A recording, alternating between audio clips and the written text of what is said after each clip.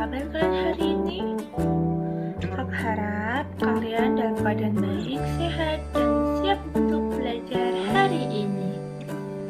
Nah, hari ini kita akan belajar tema 7 kebersamaan, subtema 1 kebersamaan di rumah, pembelajaran 1. Mari adik-adik, kita belajar penuh semangat. Nah, Siti tinggal bersama keluarga. Di rumah Siti ada ayah, ibu Siti, dan Ali. Mereka sering makan malam bersama. Ayah Siti sering bercerita usai makan malam. Siti dan Ali menyukai cerita binatang. Siti anak yang rajin di sekolah. Di sekolah, Siti dan teman-temannya hidup rukun. Beberapa kegiatan di sekolah dikerjakan bersama. Siti sering bermain dengan teman. Mereka saling menghormati. Nah, di sini ada teks bacaan kebersamaan di rumah. Suasana kebersamaan di rumah Siti pada hari Minggu. Nah, ini suasana kebersamaan di rumah Siti, adik-adik. Nah, ayah, ibu Siti dan Ali berada di depan rumah. Siti dan Ali sedang memberi makan ayam. Ayah membersihkan selokan, sedangkan ibu menyapu halaman belakang rumah. Nah, sesuai bekerja, mereka makan bersama.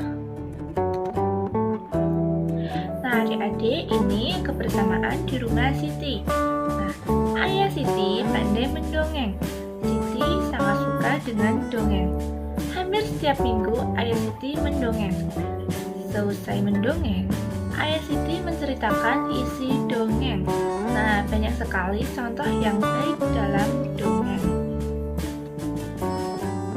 Nah, adik-adik, di sini kita akan membaca kecerdikan menumbuh kebaikan. Mari kita dengarkan dongeng berikut. Di sebuah gurun pasir, hiduplah ular dan tikus pasir. Sebenarnya, sang ular sangat ingin memangsa tikus, sedangkan tikus berusaha mencari akal agar ular tidak lagi berniat memangsanya. Saat itu, sang ular sangat lapar, padahal ia sedang tidak mempunyai sedikit pun makanan. Sedangkan tikus yang berada tidak jauh dari sang ular sedang asyik melahap makanannya.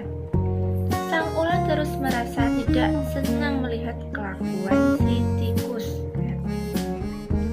Ular pun berkata, "Dengarkan ucapanku, wahai tikus yang angkuh. Aku pasti akan mendapatkan tubuhmu yang mungil dan lezat itu."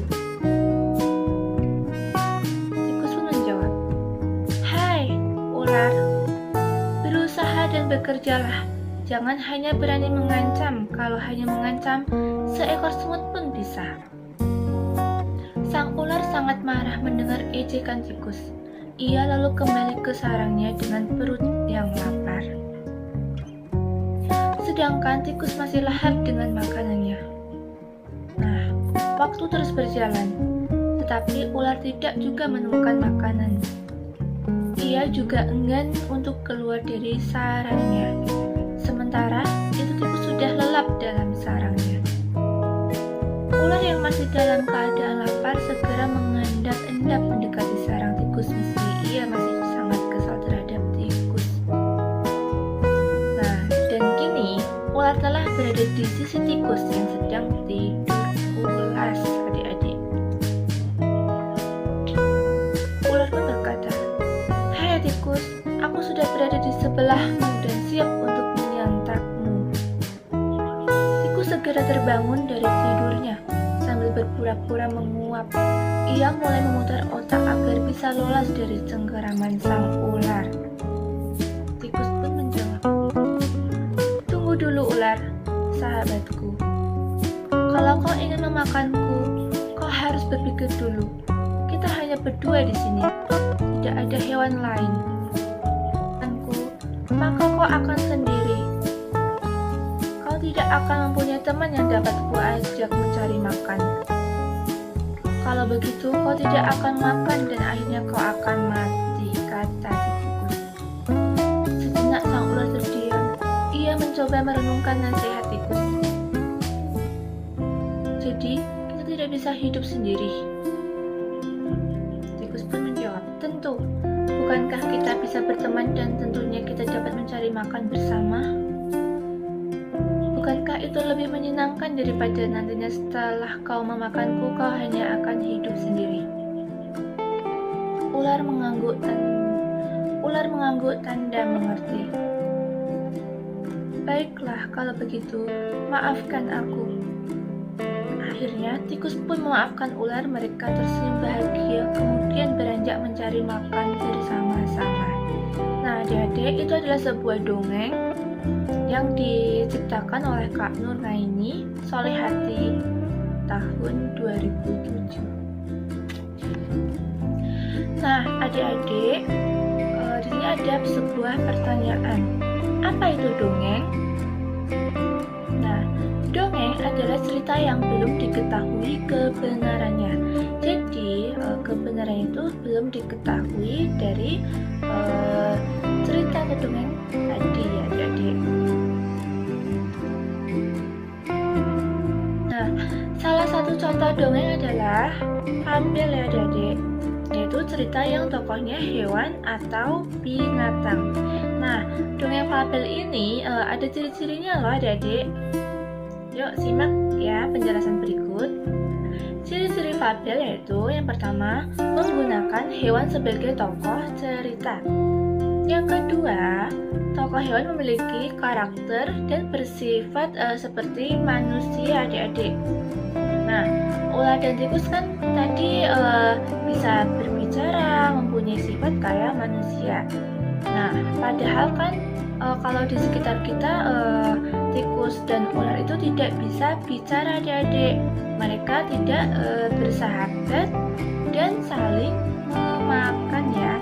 Nah, tapi dalam cerita ini tokoh hewan itu memiliki karakter dan sifat seperti manusia. Yang ketiga yaitu memiliki alur cerita. Dan yang keempat, memiliki pesan-pesan kebaikan di dalam ceritanya. Selanjutnya, dalam dongeng itu ada unsur-unsur adik-adik. Yang pertama, ada unsur tokoh ya. Nah, tokoh ini yang dimaksud yaitu tokoh yang berperan dalam cerita tersebut. Terus yang kedua, latar ya adik-adik. Latar itu sebuah tempat terjadinya dongeng. Nah, contohnya seperti dongeng tadi, tempat terjadinya itu ada di gurun pasir. Yang ketiga ada watak ya adik-adik. Nah, watak ini sifat dari masing-masing tokoh dalam dongeng. Nah, contohnya seperti dongeng tadi yaitu ada si ular dan si tikus. Nah, si ular ini memiliki watak apa adik-adik? Ia memiliki watak yang pemalas karena dia tidak mau mencari makan ya adik-adik ya. Terus watak dari si tikus itu apa adik-adik? Iya, watak si tikus itu sangat cerdik karena banyak akalnya. Yang keempat ada amanat. Nah, amanat ini sebuah pesan dalam cerita atau dongeng. Nah, dalam cerita tadi kita tidak bisa hidup sendiri, harus berteman ke semua orang.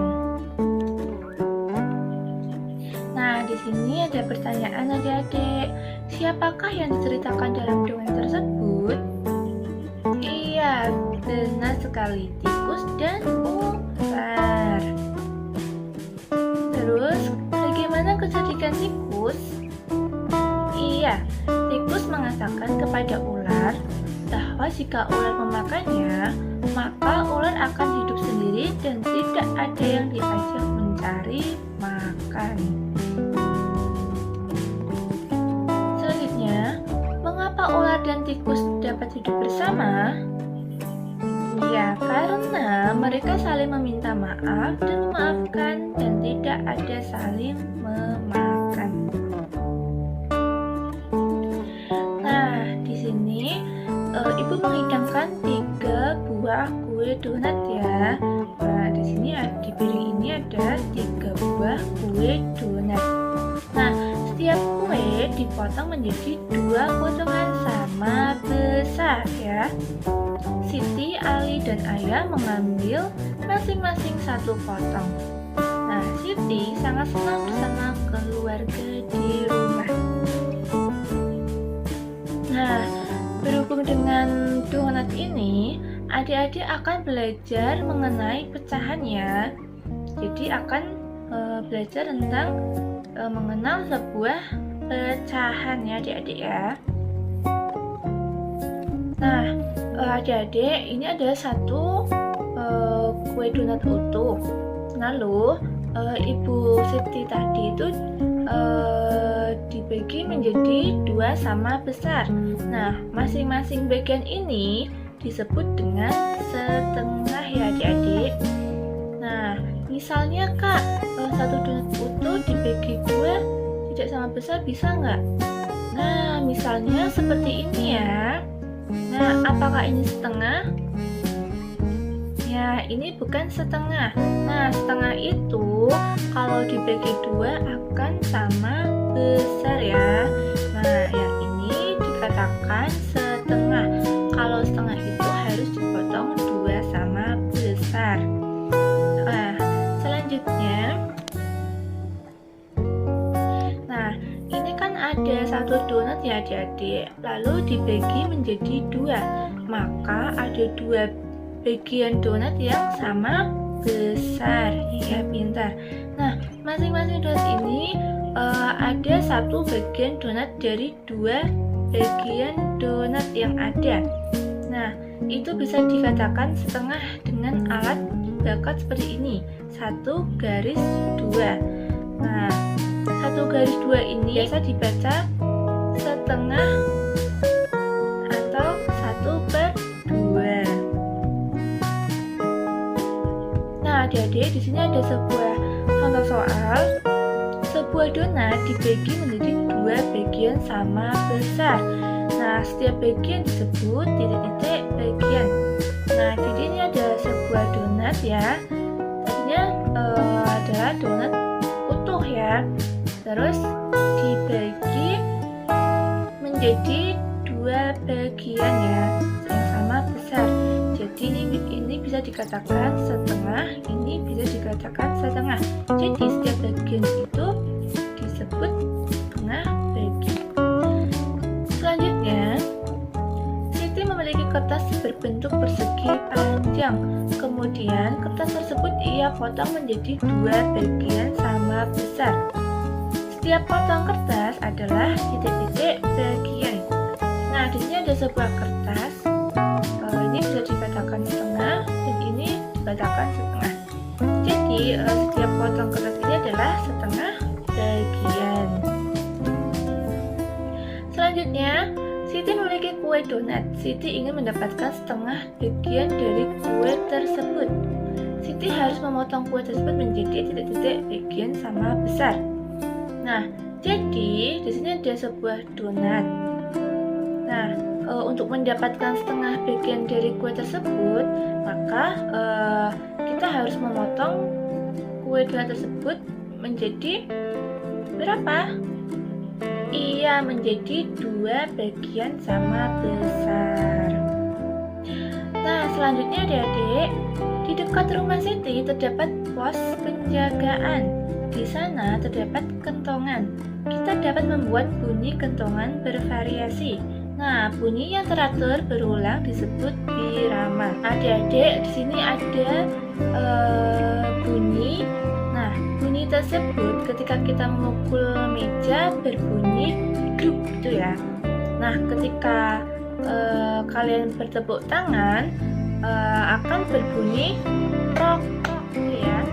Nah, jika 2 bunyi di atas dibandingkan, maka bunyi 1 lebih kuat daripada bunyi 2 ya, bentar. sebuah contoh soal ya adik-adik. Sebutkan 2 bunyi yang ada di sekitarmu. Kemudian, tentukan bunyi yang lebih kuat dan bunyi yang lemah. Nah, di sini kakak akan mengambil sebuah contoh dari bel sekolah dan bunyi jarum jam. Nah, pertanyaannya, bunyi yang lebih kuat adalah gimana adik-adik? Iya, bunyi yang lebih kuat adalah bel sekolah. Sedangkan bunyi yang lebih lemah adalah bunyi jarum jam. Selanjutnya, Siti menyebutkan bunyi yang dihasilkan benda-benda berikut. Nah, bunyi yang pertama yaitu dari tepuk tangan ya, yang berbunyi prok gitu ya. Yang kedua yaitu benda dari sebuah 2 tongkat yang dibunyikan. Nah, biasanya berbunyi tok gitu. Terus yang ketiga itu ada sebuah benda, itu kentongannya kalau dibunyikan tuh akan berbunyi tong tong tong gitu. Nah, pertanyaannya, bunyi yang paling kuat adalah nomor berapa adik-adik? Iya, nomor 3, yaitu bunyi sebuah kentongan ya. Terus yang paling lemah adalah nomor berapa? Iya, yang paling lemah yaitu nomor 2. Nah, adik-adik, coba kalian menyanyikan lagu Cicak-cicak di dinding dengan iringan bunyi kuat dan bunyi lemah. Bunyi kuat di bagian depan. Nah, beberapa irama dapat digabungkan. Misalnya, irama dari sebuah pukulan meja, duk. Terus dari sebuah tepuk tangan, gitu ya, gitu. Terus dari kentongan dan tongkat yang dipukul. Nah, adik-adik, di sini ada lagu Cicak-cicak di dinding ya. Katanya seperti ini. Cicak-cicak di dinding, diam-diam merayap, datang seekor nyamuk, hap, lalu ditangkap. Nah, adik-adik, ini merupakan lagu Cicak-cicak di dinding ciptaan dari Kak Ate Mahmud. Nah, adik-adik bisa menyanyikan lagu Cicak-cicak di dinding ini diiringi dengan tepuk tangan pukul meja, tepuk tangan pukul meja ya adik-adik. Oke adik-adik, demikian tadi pembahasan kita di tema 7 subtema 1 pembelajaran 1. Semoga bisa bermanfaat untuk adik-adik semua. Dan sampai jumpa. Kakak berpesan jangan lupa jaga kesehatan kalian ya. Tetap semangat dalam belajar.